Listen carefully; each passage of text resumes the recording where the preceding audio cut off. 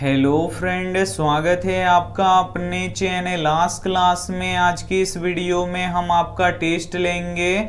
इस टेस्ट में सभी विषयों से काफ़ी महत्वपूर्ण 100 ऑब्जेक्टिव प्रश्न रहेगा जो आपके फाइनल बोर्ड परीक्षा के लिए काफ़ी महत्वपूर्ण रहेगा। तो प्लीज़ आप लोग टेस्ट को बिल्कुल शुरू से लेके अंत तक दीजिएगा और लास्ट में हमें ज़रूर बताइएगा कि आपका 100 प्रश्नों में से कितना सही हुआ।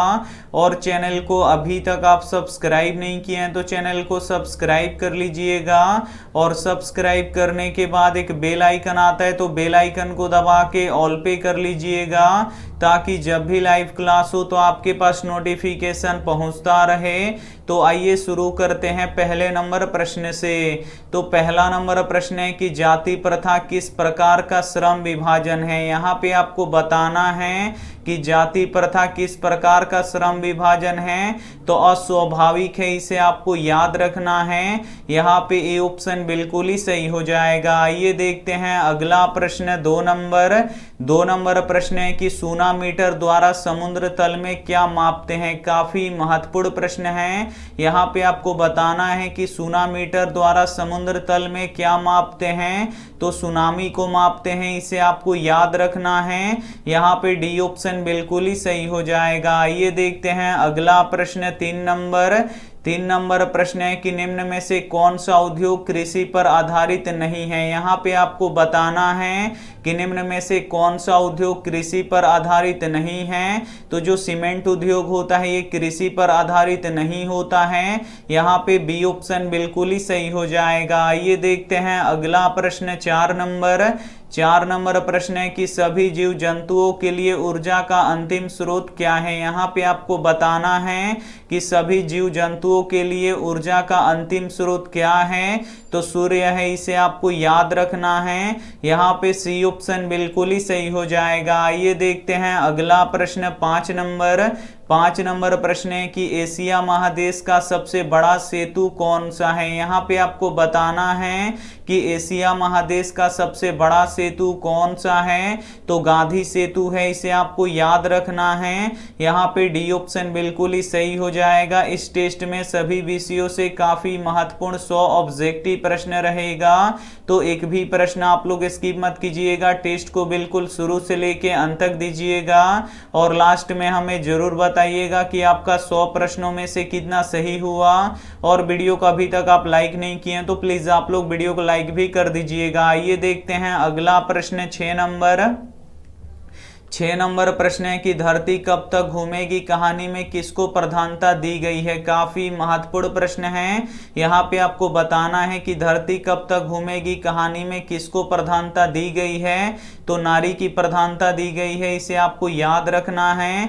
यहाँ पे ए ऑप्शन बिल्कुल ही सही हो जाएगा। आइए देखते हैं अगला प्रश्न। 7 नंबर प्रश्न है कि सुनामी किस भाषा का शब्द है। यहाँ पे आपको बताना है कि सुनामी किस भाषा का शब्द है। तो सुनामी जापानी भाषा का शब्द है, इसे आपको याद रखना है। यहाँ पे सी ऑप्शन बिल्कुल ही सही हो जाएगा। आइए देखते हैं अगला प्रश्न। 8 नंबर प्रश्न है कि मिल्क ऑफ मैग्नीशिया का पीएच मान कितना होता है। यहाँ पे आपको बताना है कि मिल्क ऑफ मैग्नीशिया का पीएच मान कितना होता है। तो 10.5 होता है, इसे आपको याद रखना है। यहाँ पे डी ऑप्शन बिल्कुल ही सही हो जाएगा। आइए देखते हैं अगला प्रश्न। 9 नंबर प्रश्न है कि निम्न में से कौन अभाज्य संख्या है। इसमें से आपको बताना है कि कौन अभाज्य संख्या है। तो अभाज्य संख्या उसे कहते हैं जो एक और खुद के सिवा किसी अन्य संख्या से नहीं कटता है। तो यहाँ पे देखिए जो ये 71 है ये 1 से कटेगा और खुद 71 से कटेगा, ये अन्य किसी संख्या से नहीं कटेगा। तो यहाँ पे 71 अभाज्य संख्या हो जाएगा। यहाँ पे सी वाला ऑप्शन बिल्कुल ही सही हो जाएगा। आइए देखते हैं अगला प्रश्न। 10 नंबर प्रश्न है कि राष्ट्रीय विकास परिषद का गठन कब हुआ। यहाँ पे आपको बताना है कि राष्ट्रीय विकास परिषद का गठन कब हुआ। तो 1952 में हुआ, इसे आपको याद रखना है। यहाँ पे सी ऑप्शन बिल्कुल ही सही हो जाएगा। आइए देखते हैं अगला प्रश्न। 11 नंबर प्रश्न है कि शिक्षक कैसा था। यहाँ पे आपको बताना है कि शिक्षक कैसा था। तो शिक्षक नवीन दृष्टि संपन्न था, इसे आपको याद रखना है। यहाँ यहाँ पे सी ऑप्शन बिल्कुल ही सही हो जाएगा। आइए देखते हैं अगला प्रश्न 12 नंबर प्रश्न है कि बिहार में ग्रामीण आबादी कितनी है। यहाँ पे आपको बताना है कि बिहार में ग्रामीण आबादी कितनी है, तो 89.5% है, इसे आपको याद रखना है। यहाँ पे ए ऑप्शन बिल्कुल ही सही हो जाएगा। ये देखते हैं अगला प्रश्न 13 नंबर प्रश्न है कि नाभिकीय ऊर्जा का स्रोत कौन सा है। इसमें से आपको बताना है कि नाभिकीय ऊर्जा का स्रोत कौन सा है, तो यूरेनियम है, इसे आपको याद रखना है। यहाँ पे ए ऑप्शन बिल्कुल ही सही हो जाएगा। आइए देखते हैं अगला प्रश्न 14 नंबर प्रश्न है कि निम्न में से कौन अपरिमेय संख्या, इसमें से आपको बताना है कि कौन अपरिमेय संख्या नहीं है। तो जिस भी संख्या में रूट रह जाता है वो अपरिमेय हो जाता है, और जो संख्या रूट से बाहर निकल जाता है वो परिमेय हो जाता है। तो यहाँ पे देखिए रूट 7 अपरिमेय संख्या है, रूट 13 भी अपरिमेय संख्या है, लेकिन यहाँ पे रूट 25 का वर्गमूल निकल जाएगा, 5 ये रूट से बाहर हो जाएगा, तो ये परिमेय हो जाएगा। और यहाँ पे रूट 31 भी क्या है, अपरिमेय संख्या है, यहाँ पे रूट 31 का वर्गमूल नहीं निकलेगा। तो यहाँ पे पूछ रहा है कि निम्न में से कौन अपरिमेय संख्या नहीं है, तो रूट 25 परिमेय संख्या, ये अपरिमेय नहीं है। यहाँ पे सी ऑप्शन बिल्कुल ही सही हो जाएगा। ये देखते हैं अगला प्रश्न 15 नंबर प्रश्न है कि भारत एक राष्ट्र है। यहाँ पे आपको बताना है कि भारत एक राष्ट्र है, तो भारत एक विकासशील राष्ट्र है, इसे आपको याद रखना है। यहाँ पे बी ऑप्शन बिल्कुल ही सही हो जाएगा। ये देखते हैं अगला प्रश्न 16 नंबर प्रश्न है कि माँ कहानी में कौन पागल था। यहाँ पे आपको बताना है कि माँ कहानी में कौन पागल था, तो मंगू पागल थी, इसे आपको याद रखना है। यहाँ पे बी ऑप्शन बिल्कुल ही सही हो जाएगा। ये देखते हैं अगला प्रश्न 17 नंबर प्रश्न है कि बिहार में प्राचीन नगर कौन नहीं है। यहाँ पे आपको बताना है कि बिहार में कौन प्राचीन नगर नहीं है, तो जो छपरा है ये प्राचीन नगर नहीं है। यहाँ पे सी ऑप्शन बिल्कुल ही सही हो जाएगा। ये देखते हैं अगला प्रश्न 18 नंबर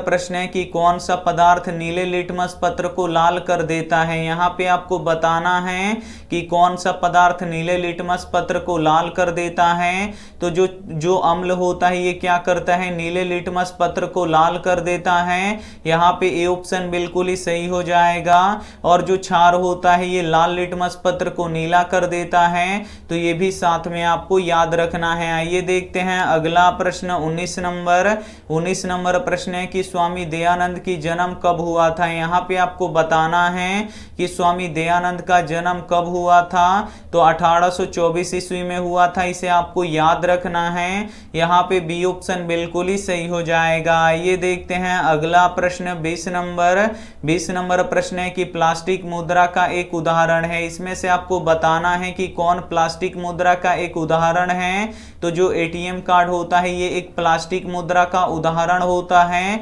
यहाँ पे सी ऑप्शन बिल्कुल ही सही हो जाएगा। ये देखते हैं अगला प्रश्न 21 नंबर प्रश्न है कि सुलोचना कौन थी। यहाँ पे आपको बताना है कि सुलोचना कौन थी, तो सुलोचना अभिनेत्री थी, इसे आपको याद रखना है। यहाँ पे ए ऑप्शन बिल्कुल ही सही हो जाएगा। ये देखते हैं अगला प्रश्न 22 नंबर प्रश्न है कि बिहार में जल का उपयोग किस काम के लिए होता है। यहाँ पे आपको बताना है कि बिहार में जल का उपयोग किस काम के लिए होता है, तो सिंचाई के लिए होता है, इसे आपको याद रखना है। यहाँ पे ए ऑप्शन बिल्कुल ही सही हो जाएगा। ये देखते हैं अगला प्रश्न 23 नंबर प्रश्न है कि अवायवीय श्वसन कोशिका के किस भाग में होता है। यहाँ पे आपको बताना है कि अवायवीय श्वसन कोशिका के किस भाग में होता है, तो कोशिका द्रव में होता है, इसे आपको याद रखना है। यहाँ पे ए ऑप्शन बिल्कुल ही सही हो जाएगा। ये देखते हैं अगला प्रश्न 24 नंबर प्रश्न है कि मानव मस्तिष्क का औसत भार कितना होता है। यहाँ पे आपको बताना है कि मानव मस्तिष्क का औसत भार कितना होता है, तो 1.4 kg होता है, इसे आपको याद रखना है। यहाँ पे सी ऑप्शन बिल्कुल ही सही हो जाएगा। ये देखते हैं अगला प्रश्न 25 25 नंबर प्रश्न है कि सेक ए किसके बराबर है। यहाँ पे आपको बताना है कि सेक ए किसके बराबर होता है, तो ये 1 कॉस ए के बराबर होता है, इसे आपको याद रखना है। यहाँ पे ए ऑप्शन बिल्कुल ही सही हो जाएगा। ये देखते हैं अगला प्रश्न 26 नंबर प्रश्न है कि विनोद कुमार शुक्ल द्वारा रचित कहानी कौन सी है। यहाँ पे आपको बताना है कि विनोद कुमार शुक्ल द्वारा रचित कहानी कौन सी है, तो मछली है, इसे आपको याद रखना है। यहाँ पे बी ऑप्शन बिल्कुल ही सही हो जाएगा। आइए देखते हैं अगला प्रश्न 27 नंबर प्रश्न है कि जूट के उत्पादन में कौन राज्य आगे है। यहाँ पे आपको बताना है कि जूट के उत्पादन में कौन राज्य आगे है, तो पश्चिम बंगाल आगे है, इसे आपको याद रखना है। यहाँ पे डी ऑप्शन बिल्कुल ही सही हो जाएगा। आइए देखते हैं अगला प्रश्न 28 नंबर प्रश्न है कि पुष्पी पादपों में लैंगिक जनन किसके द्वारा होता है। यहाँ पे आपको बताना है कि पुष्पी पादपों में लैंगिक जनन किसके द्वारा होता है, तो फूलों के द्वारा होता है, इसे आपको याद रखना है। यहाँ पे सी ऑप्शन बिल्कुल ही सही हो जाएगा। ये देखते हैं अगला प्रश्न 29 नंबर प्रश्न है कि भारत में कहाँ महिलाओं के लिए आरक्षण की व्यवस्था है। यहाँ पे आपको बताना है कि भारत में कहाँ महिलाओं के लिए आरक्षण की व्यवस्था है, तो पंचायती राज संस्थाओं में है, इसे आपको याद रखना है। यहाँ पे डी ऑप्शन बिल्कुल ही सही हो जाएगा। ये देखते हैं अगला प्रश्न 30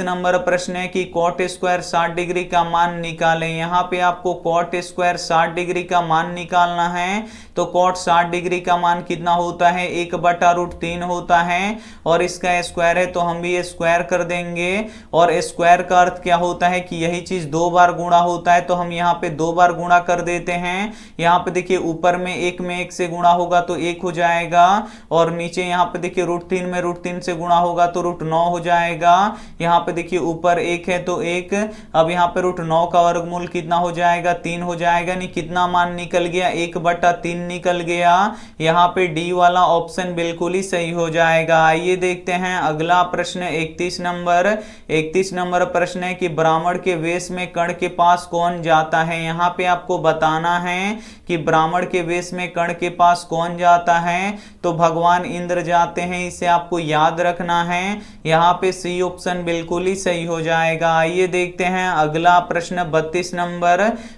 नंबर प्रश्न है कि इनमें से कौन परमाणु ऊर्जा उत्पादक केंद्र नहीं है। इसमें से आपको बताना है कि कौन परमाणु ऊर्जा उत्पादन केंद्र नहीं है, तो ओबरा नहीं है, इसे आपको याद रखना है। यहाँ पे डी ऑप्शन बिल्कुल ही सही हो जाएगा। आइए देखते हैं अगला प्रश्न 33 नंबर प्रश्न है कि द्विखंडन किसमें होता है। यहाँ पे आपको बताना है कि द्विखंडन किसमें होता है, तो द्विखंडन अमीबा में होता है, इसे आपको याद रखना है। यहाँ पे ए ऑप्शन बिल्कुल ही सही हो जाएगा। आइए देखते हैं अगला प्रश्न 34 नंबर प्रश्न है कि लेंस में मुख्य फोकस की संख्या कितनी होती है। यहाँ पे आपको बताना है कि लेंस में मुख्य फोकस की संख्या कितनी होती है, तो 2 होती है, इसे आपको याद रखना है। यहाँ पे ए ऑप्शन बिल्कुल ही सही हो जाएगा। आइए देखते हैं अगला प्रश्न 35 नंबर प्रश्न है कि 2 संख्या a और 18 का लसा 36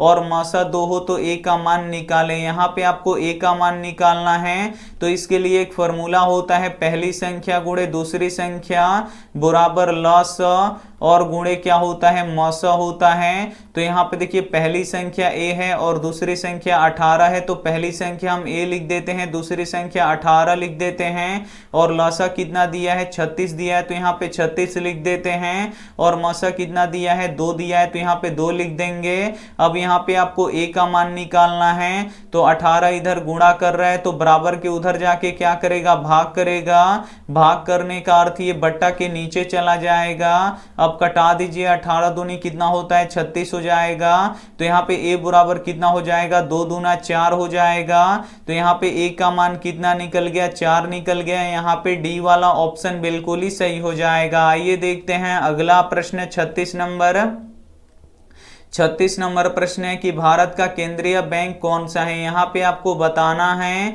कि भारत का केंद्रीय बैंक कौन सा है, तो रिजर्व बैंक ऑफ इंडिया है, इसे आपको याद रखना है। यहाँ पे ए ऑप्शन बिल्कुल ही सही हो जाएगा। आइए देखते हैं अगला प्रश्न 37 नंबर प्रश्न है कि बिहार की पहली रेल लाइन कौन थी। यहाँ पे आपको बताना है कि बिहार की पहली रेल लाइन कौन थी, तो ईस्ट इंडिया रेलवे थी, इसे आपको याद रखना है।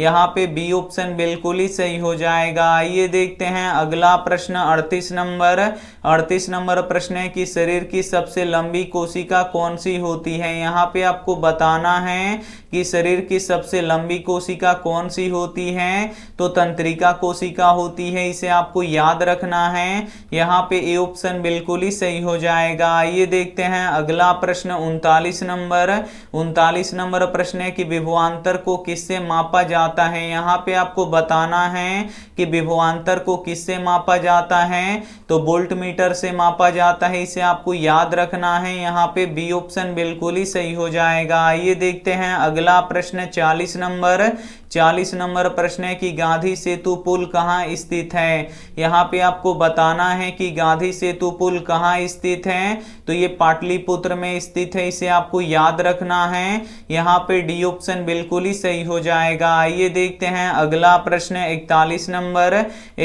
नंबर प्रश्न है कि सबसे अधिक पक्की सड़कों की लंबाई वाला राज्य है। यहाँ पे आपको बताना है कि सबसे अधिक पक्की सड़कों की लंबाई वाला राज्य है, तो महाराष्ट्र है, इसे आपको याद रखना है। यहाँ पे बी ऑप्शन बिल्कुल ही सही हो जाएगा। आइए देखते हैं अगला प्रश्न 42 नंबर प्रश्न है कि भारत का पहला टेलीविजन केंद्र कहाँ स्थापित हुआ था। यहाँ पे आपको बताना है कि भारत का पहला टेलीविजन केंद्र कहाँ स्थापित हुआ था, तो दिल्ली में हुआ था, इसे आपको याद रखना है। यहाँ पे सी ऑप्शन बिल्कुल ही सही हो जाएगा। आइए देखते हैं अगला प्रश्न 43 नंबर प्रश्न है कि निम्न में से किस धातु को चाकू से काटा जा सकता है। यहाँ पे आपको बताना है कि निम्न में से किस धातु को चाकू से काटा जा सकता है, तो सोडियम को चाकू से काटा जा सकता है, इसे आपको याद रखना है। यहाँ पे बी ऑप्शन बिल्कुल ही सही हो जाएगा। आइए देखते हैं अगला प्रश्न 44 नंबर प्रश्न है कि टिहरी बांध का निर्माण किस प्रदेश में किया गया है। यहाँ पे आपको बताना है कि टिहरी बांध का निर्माण किस प्रदेश में किया गया है, तो उत्तराखंड में किया गया है, इसे आपको याद रखना है। यहाँ पे बी ऑप्शन बिल्कुल ही सही हो जाएगा। आइए देखते हैं अगला प्रश्न 45 नंबर प्रश्न है कि दो वृत्तों की त्रिज्याओं का अनुपात 2:3 है, तो उनके क्षेत्रफलों का अनुपात क्या होगा। काफी महत्वपूर्ण प्रश्न है। यहाँ पे त्रिज्याओं का अनुपात 2:3 दिया है, तो बोल रहा है कि क्षेत्रफलों का अनुपात क्या होगा, तो क्षेत्रफलों का अनुपात कैसे निकलेगा, तो त्रिज्याओं का जो अनुपात दिया है उसको स्क्वायर कर दीजिए, तो 2 का स्क्वायर कितना हो जाएगा, 4 हो जाएगा, और 3 का स्क्वायर कितना हो जाएगा, 9 हो जाएगा। तो क्षेत्रफलों का अनुपात कितना निकल गया, 4:9 निकल गया। यहाँ पे बी वाला ऑप्शन बिल्कुल ही सही हो जाएगा। आइए देखते हैं अगला प्रश्न 46 नंबर प्रश्न है कि जीत जीत में निरखत हूं किस विधा की रचना है। यहाँ पे आपको बताना है कि जीत जीत में निरखत हूं किस विधा की रचना है, तो ये साक्षात्कार है, इसे आपको याद रखना है। यहाँ पे डी ऑप्शन बिल्कुल ही सही हो जाएगा। आइए देखते हैं अगला प्रश्न 47 नंबर प्रश्न है कि पूंजी का निर्माण कैसे होता है। यहाँ पे आपको बताना है कि पूंजी का निर्माण कैसे होता है, तो बचत के द्वारा पूंजी का निर्माण होता है, इसे आपको याद रखना है। यहाँ पे सी ऑप्शन बिल्कुल ही सही हो जाएगा। आइए देखते हैं अगला प्रश्न 48 नंबर प्रश्न है कि मैग्नेटाइट किस धातु का अयस्क है। यहाँ पे आपको बताना है कि मैग्नेटाइट किस धातु का अयस्क है, तो ये फेरस यानी लोहा का अयस्क है, इसे आपको याद रखना है। यहाँ पे बी ऑप्शन बिल्कुल ही सही हो जाएगा। ये देखते हैं अगला प्रश्न 49 नंबर प्रश्न है कि बीरेश्वर कौन था। यहाँ पे आपको बताना है कि बीरेश्वर कौन था, तो बीरेश्वर मिथिला के मंत्री थे, इसे आपको याद रखना है। यहाँ पे बी ऑप्शन बिल्कुल ही सही हो जाएगा। आइए देखते हैं अगला प्रश्न 50 नंबर। 50 नंबर प्रश्न है कि नगर कहानी में किस नगर का वर्णन किया गया है। यहाँ पे आपको बताना है कि नगर कहानी में किस नगर का वर्णन किया गया है। तो मदुरै का वर्णन किया गया है, इसे आपको याद रखना है। यहाँ पे ए ऑप्शन बिल्कुल ही सही हो जाएगा। आइए देखते हैं अगला प्रश्न 51 नंबर। 51 नंबर प्रश्न है कि टीपू सुल्तान कहाँ के शासक थे। यहाँ पे आपको बताना है कि टीपू सुल्तान कहाँ के शासक थे। तो टीपू सुल्तान मैसूर के शासक थे, इसे आपको याद रखना है। यहाँ पे ए ऑप्शन बिल्कुल ही सही हो जाएगा। आइए देखते हैं अगला प्रश्न 52 नंबर। 52 नंबर प्रश्न है कि किसी निश्चित घटना का प्रायिकता होता है। यहाँ पे आपको बताना है कि किसी निश्चित घटना का प्रायिकता होता है। तो किसी निश्चित घटना का प्रायिकता 1 होता है, इसे आपको याद रखना है। यहाँ पे ए ऑप्शन बिल्कुल ही सही हो जाएगा। आइए देखते हैं अगला प्रश्न 53 नंबर। 53 नंबर प्रश्न है कि कौन सा पदार्थ ऑक्सीजन से संयोग नहीं करता है। यहाँ पे आपको बताना है कि कौन सा पदार्थ ऑक्सीजन से संयोग नहीं करता है। तो सोना नहीं करता है, इसे आपको याद रखना है। यहाँ पे बी ऑप्शन बिल्कुल ही सही हो जाएगा। आइए देखते हैं अगला प्रश्न 54 नंबर। 54 नंबर प्रश्न है कि निम्न में से कौन प्रेरक का कार्य करता है। यहाँ पे आपको बताना है कि निम्न में से कौन प्रेरक का कार्य करता है। तो हार्मोन करता है, इसे आपको याद रखना है। यहाँ पे ए ऑप्शन बिल्कुल ही सही हो जाएगा। आइए देखते हैं अगला प्रश्न 55 नंबर। 55 नंबर प्रश्न है कि संजय गांधी जैविक उद्यान किस नगर में स्थित है। यहाँ पे आपको बताना है कि संजय गांधी जैविक उद्यान किस नगर में स्थित है। तो ये पटना नगर में स्थित है, इसे आपको याद रखना है। यहाँ पे सी ऑप्शन बिल्कुल ही सही हो जाएगा। आइए देखते हैं अगला प्रश्न 56 नंबर।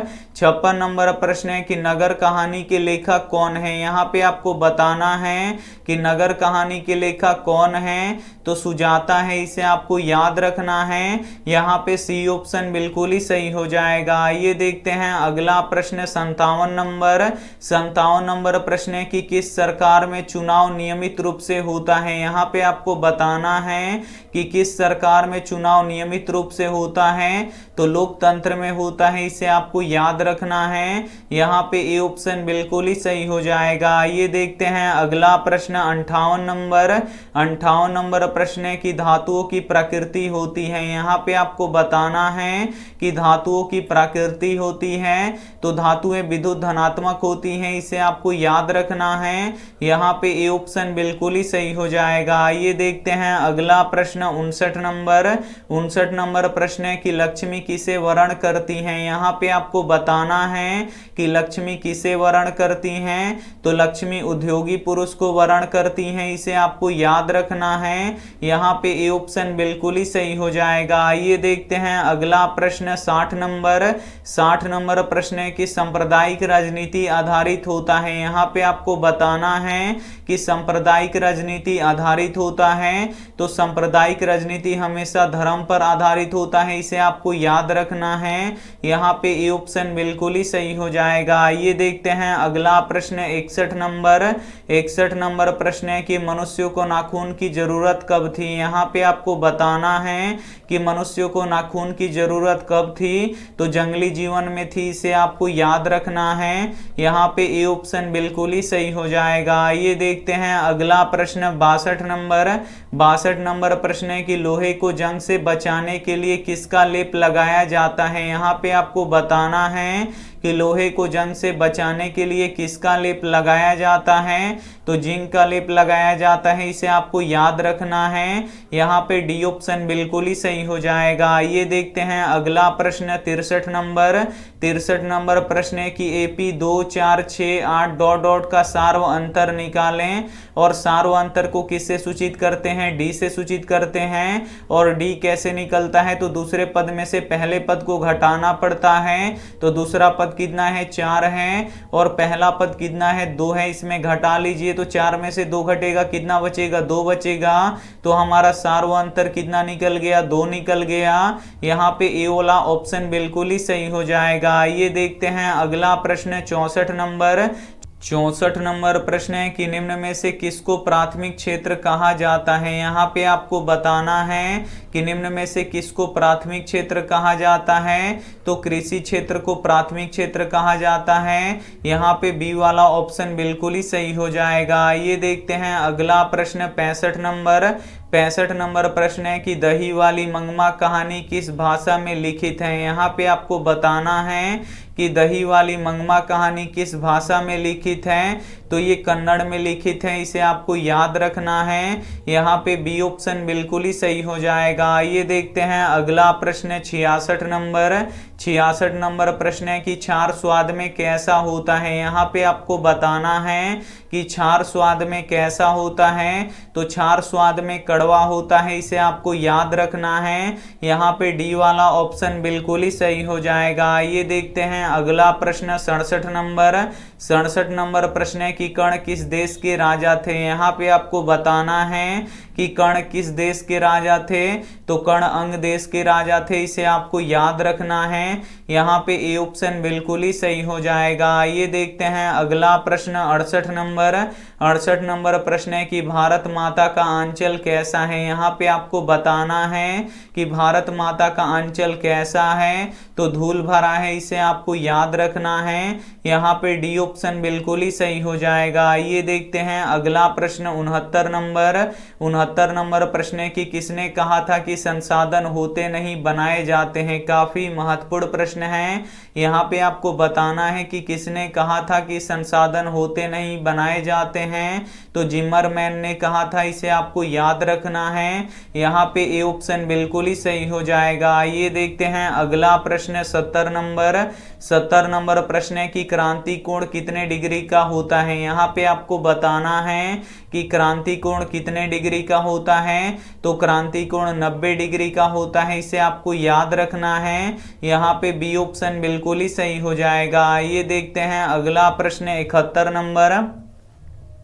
71 नंबर प्रश्न है कि किसकी विजय नहीं होती है। यहाँ पे आपको बताना है कि किसकी विजय नहीं होती है, तो असत्य की विजय नहीं होती है, इसे आपको याद रखना है। यहाँ पे बी ऑप्शन बिल्कुल ही सही हो जाएगा। ये देखते हैं अगला प्रश्न 72 नंबर प्रश्न है कि लोकतंत्र की सफलता निर्भर करता है। यहाँ पे आपको बताना है कि लोकतंत्र का सफलता निर्भर करता है, तो नागरिकों की विवेकपूर्ण सहभागिता पर निर्भर करता है, इसे आपको याद रखना है। यहाँ पे सी ऑप्शन बिल्कुल ही सही हो जाएगा। ये देखते हैं अगला प्रश्न 73 नंबर प्रश्न है कि विद्युत बल्ब का फिलामेंट किसका बना होता है। यहाँ पे आपको बताना है कि विद्युत बल्ब का फिलामेंट किसका बना होता है, तो टंगस्टन का बना होता है, इसे आपको याद रखना है। यहाँ पे डी ऑप्शन बिल्कुल ही सही हो जाएगा। ये देखते हैं अगला प्रश्न 74 नंबर प्रश्न है कि रसखान ने मालिक किसे कहा है। यहाँ पे आपको बताना है कि रसखान ने मालिक किसे कहा है, तो भगवान कृष्ण जी को कहा है, इसे आपको याद रखना है। यहाँ पे ए ऑप्शन बिल्कुल ही सही हो जाएगा। ये देखते हैं अगला प्रश्न 75 नंबर प्रश्न है कि सूक्ष्म से भी सूक्ष्म क्या है। यहाँ पे आपको बताना है कि सूक्ष्म से भी सूक्ष्म क्या है, तो सूक्ष्म से भी सूक्ष्म आत्मा है, इसे आपको याद रखना है। यहाँ पे ए ऑप्शन बिल्कुल ही सही हो जाएगा। ये देखते हैं अगला प्रश्न 76 नंबर प्रश्न है कि किसने कहा था कि बिहार के बिना भारत का विकास संभव नहीं है। यहाँ पे आपको बताना है कि किसने कहा था कि बिहार के बिना भारत का विकास संभव नहीं है, तो एपीजे अब्दुल कलाम जी ने कहा था, इसे आपको याद रखना है। यहाँ पे ए ऑप्शन बिल्कुल ही सही हो जाएगा। ये देखते हैं अगला प्रश्न 77 नंबर प्रश्न है कि आधुनिक आवर्त सारणी किसने बनाया। यहाँ पे आपको बताना है कि आधुनिक आवर्त सारणी किसने बनाया, तो मोसले ने बनाया, इसे आपको याद रखना है। यहाँ पे बी ऑप्शन बिल्कुल ही सही हो जाएगा। ये देखते हैं अगला प्रश्न 78 नंबर प्रश्न है कि फटासुर न बख्शे कौन कहता है। यहाँ पे आपको बताना है कि फटासुर न बख्शे कौन कहते हैं, तो बिस्मिल्लाह खां कहते हैं, इसे आपको याद रखना है। यहाँ पे बी ऑप्शन बिल्कुल ही सही हो जाएगा। ये देखते हैं अगला प्रश्न 79 नंबर प्रश्न है कि भारत का सबसे बड़ा बंदरगाह है। यहाँ पे आपको बताना है कि भारत का सबसे बड़ा बंदरगाह है, तो मुंबई का बंदरगाह भारत का सबसे बड़ा बंदरगाह है। यहाँ पे ए ऑप्शन बिल्कुल ही सही हो जाएगा। आइए देखते हैं अगला प्रश्न 80 नंबर। 80 नंबर प्रश्न है कि ओजोन परत महत्वपूर्ण है क्योंकि यह अवशोषित करता है। यहाँ पे आपको बताना है कि ओजोन परत महत्वपूर्ण है क्योंकि यह अवशोषित करता है। तो ये पराबैंगनी किरण को अवशोषित करता है, इसे आपको याद रखना है। यहाँ पे बी ऑप्शन बिल्कुल ही सही हो जाएगा। आइए देखते हैं अगला प्रश्न 81 नंबर। 81 नंबर प्रश्न है कि पिताजी ने बाजार से कितनी मछलियां खरीदी थी। यहाँ पे आपको बताना है कि पिताजी ने बाजार से कितनी मछलियां खरीदी थी। तो 3 मछलियां खरीदी थी, इसे आपको याद रखना है। यहाँ पे बी ऑप्शन बिल्कुल ही सही हो जाएगा। आइए देखते हैं अगला प्रश्न 82 नंबर। 82 नंबर प्रश्न है कि भारतीय राष्ट्रीय कांग्रेस का स्थापना कब हुआ था। यहाँ पे आपको बताना है कि भारतीय राष्ट्रीय कांग्रेस की स्थापना कब हुआ था। तो 1885 में हुआ था, इसे आपको याद रखना है। यहाँ पे ए ऑप्शन बिल्कुल ही सही हो जाएगा। आइए देखते हैं अगला प्रश्न 83 नंबर। 83 नंबर प्रश्न है कि बायोगैस का मुख्य घटक है। यहाँ पे आपको बताना है कि बायोगैस का मुख्य घटक है, तो मीथेन बायोगैस का मुख्य घटक है, इसे आपको याद रखना है। यहाँ पे ए ऑप्शन बिल्कुल ही सही हो जाएगा। आइए देखते हैं अगला प्रश्न 84 नंबर। 84 नंबर प्रश्न है कि हिरोशिमा कहाँ है। यहाँ पे आपको बताना है कि हिरोशिमा कहाँ है। तो हिरोशिमा जापान में है, इसे आपको याद रखना है। यहाँ पे डी ऑप्शन बिल्कुल ही सही हो जाएगा। आइए देखते हैं अगला प्रश्न 85 नंबर। 85 नंबर प्रश्न है कि ग्राम कचहरी का प्रमुख कौन होता है। यहाँ पे आपको बताना है कि ग्राम कचहरी का प्रमुख कौन होता है। तो सरपंच होता है, इसे आपको याद रखना है। यहाँ पे बी ऑप्शन बिल्कुल ही सही हो जाएगा। आइए देखते हैं अगला प्रश्न 86 नंबर। 86 नंबर प्रश्न है कि भारतीय किस भाषा को पसंद करते हैं। यहाँ पे आपको बताना है कि भारतीय किस भाषा को पसंद करते हैं। तो अंग्रेजी भाषा को पसंद करते हैं। यहाँ पे ए ऑप्शन बिल्कुल ही सही हो जाएगा। आइए देखते हैं अगला प्रश्न 87 नंबर। 87 नंबर प्रश्न है कि भारत में घरेलू प्रत्यावर्ती धारा की आवृत्ति है। यहाँ पे आपको बताना है कि भारत में घरेलू प्रत्यावर्ती धारा की आवृत्ति है तो 50 हर्ट्ज है, इसे आपको याद रखना है। यहाँ पे बी ऑप्शन बिल्कुल ही सही हो जाएगा। आइए देखते हैं अगला प्रश्न 88 नंबर। 88 नंबर प्रश्न है कि मछली कहानी किस वर्ग की है। यहाँ पे आपको बताना है कि मछली कहानी किस वर्ग की है। तो निम्न मध्यम वर्ग की है, इसे आपको याद रखना है। यहाँ पे सी ऑप्शन बिल्कुल ही सही हो जाएगा। आइए देखते हैं अगला प्रश्न 89 नंबर। 89 नंबर प्रश्न है कि मंदाकिनी नदी किस पर्वत के किनारे स्थित है। यहाँ पे आपको बताना है कि मंदाकिनी नदी किस पर्वत के किनारे स्थित है। तो चित्रकूट पर्वत के किनारे स्थित है, इसे आपको याद रखना है। यहाँ पे ए ऑप्शन बिल्कुल ही सही हो जाएगा। आइए देखते हैं अगला प्रश्न 90 नंबर। 90 नंबर प्रश्न है कि झारखंड राज्य का गठन कब हुआ था। यहाँ पे आपको बताना है कि झारखंड राज्य का गठन कब हुआ था। तो 15 नवंबर 2000 को हुआ था, इसे आपको याद रखना है। यहाँ पे सी ऑप्शन बिल्कुल ही सही हो जाएगा। आइए देखते हैं अगला प्रश्न 91 नंबर। 91 नंबर प्रश्न है कि किसी भी उदासीन विलयन का पीएच मान कितना होता है। यहाँ पे आपको बताना है कि किसी भी उदासीन विलयन का पीएच मान कितना होता है। तो 7 होता है, इसे आपको याद रखना है। यहाँ पे बी ऑप्शन बिल्कुल ही सही हो जाएगा। आइए देखते हैं अगला प्रश्न 92 नंबर। 92 नंबर प्रश्न है कि चंद्रगुप्त विक्रमादित्य कहाँ के राजा थे। यहाँ पे आपको बताना है कि चंद्रगुप्त विक्रमादित्य कहाँ के राजा थे। तो ये पटना के राजा थे, इसे आपको याद रखना है। यहाँ पे सी ऑप्शन बिल्कुल ही सही हो जाएगा। आइए देखते हैं अगला प्रश्न 93 नंबर। 93 नंबर प्रश्न है कि छात्रों के लिए सबसे बड़ी तपस्या क्या है। यहाँ पे आपको बताना है कि छात्रों के लिए सबसे बड़ी तपस्या क्या है। तो अध्ययन है, इसे आपको याद रखना है। यहाँ पे ए ऑप्शन बिल्कुल ही सही हो जाएगा। आइए देखते हैं अगला प्रश्न 94 नंबर। 94 नंबर प्रश्न है कि मानव पूंजी के प्रमुख घटक हैं। यहाँ पे आपको बताना है कि मानव पूंजी के प्रमुख घटक हैं, तो ज्ञान, कौशल, अनुभव, ये तीनों मानव पूंजी के प्रमुख घटक हैं, यानी इनमें से सभी क्या हो जाएगा, बिल्कुल ही सही हो जाएगा। आइए देखते हैं अगला प्रश्न, यहाँ पे डी ऑप्शन बिल्कुल ही सही हो जाएगा।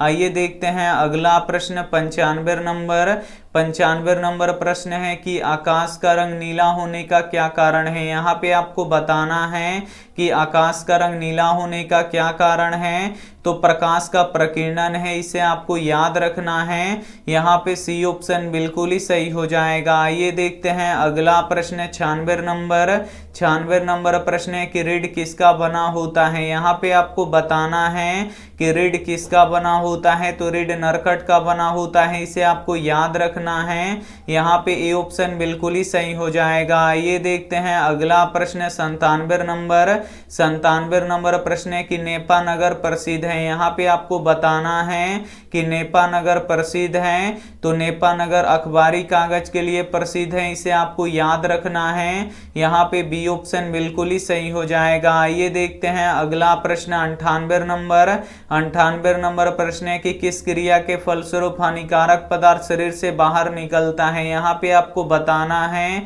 कि किस क्रिया के फलस्वरूप हानिकारक पदार्थ शरीर से बाहर निकलता है, तो उत्सर्जन की क्रिया के द्वारा निकलता है, इसे आपको याद रखना है। यहाँ पे ए ऑप्शन बिल्कुल ही सही हो जाएगा। ये देखते हैं अगला प्रश्न 99 नंबर प्रश्न है कि अंतर्राष्ट्रीय मजदूर दिवस किस दिन मनाया जाता है। यहाँ पे आपको बताना है कि अंतर्राष्ट्रीय मजदूर दिवस किस दिन मनाया जाता है, तो 1 मई को मनाया जाता है, इसे आपको याद रखना है। यहाँ पे ए ऑप्शन बिल्कुल ही सही हो जाएगा। आइए देखते हैं अंतिम प्रश्न 100 नंबर प्रश्न है कि लोहा ऑक्सीजन से संयोग करके क्या बनाता है। यहाँ पे आपको बताना है कि लोहा ऑक्सीजन से संयोग करके क्या बनाता है, तो लौ ऑक्साइड बनाता है। यहाँ पे ए ऑप्शन बिल्कुल ही सही हो जाएगा।